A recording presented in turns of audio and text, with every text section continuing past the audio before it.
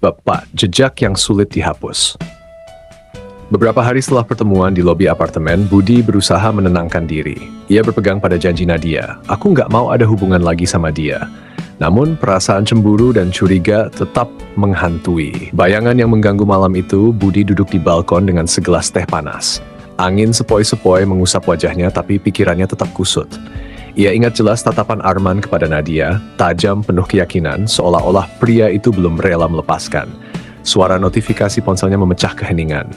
Sebuah pesan dari nomor tak dikenal masuk. Open quote, kamu mungkin pikir Nadia milikmu. Tapi jangan lupa, sebelum ada kamu, ada aku. Close quote. Budi terhenyak. Jari-jarinya gemetar saat membaca pesan itu. Ia mencoba menenangkan diri, berpikir mungkin ini hanya candaan atau pesan salah kirim. Tapi beberapa detik kemudian pesan lain muncul. Open quote, kamu nggak akan bisa menghapus jejakku dari hidup Nadia. Close quote. Budi mengepalkan tangannya. Ia tahu siapa pengirimnya. Kejujuran yang diuji. Keesokan harinya, ia memutuskan menemui Nadia. Mereka duduk di kafe yang sama, meja pojok dengan lampu temaram. Ned. Suara Budi pelan tapi serius. Aku dapat pesan dari Arman. Wajah Nadia langsung pucat. Apa? Pesan apa?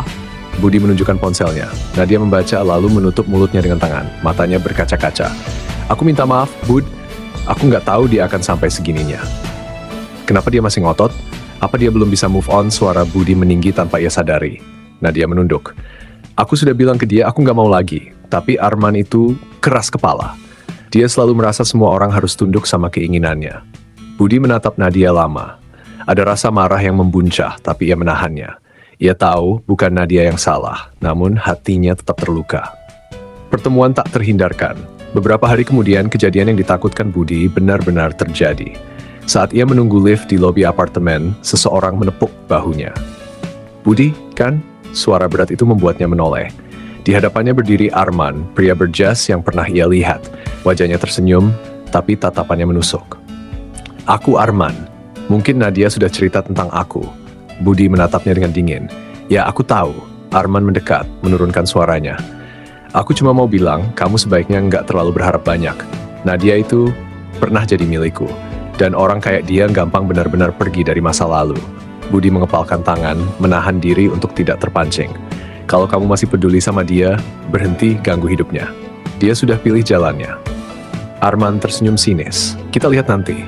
Lalu ia berjalan pergi, meninggalkan Budi dengan dada penuh api. Ketegangan di balkon, malamnya Budi menceritakan semuanya pada Nadia. Mereka kembali berdiri di balkon, ditemani gemerlap lampu kota. Dia nemuin aku, kata Budi berat. Dan dia bilang hal-hal yang bikin aku marah.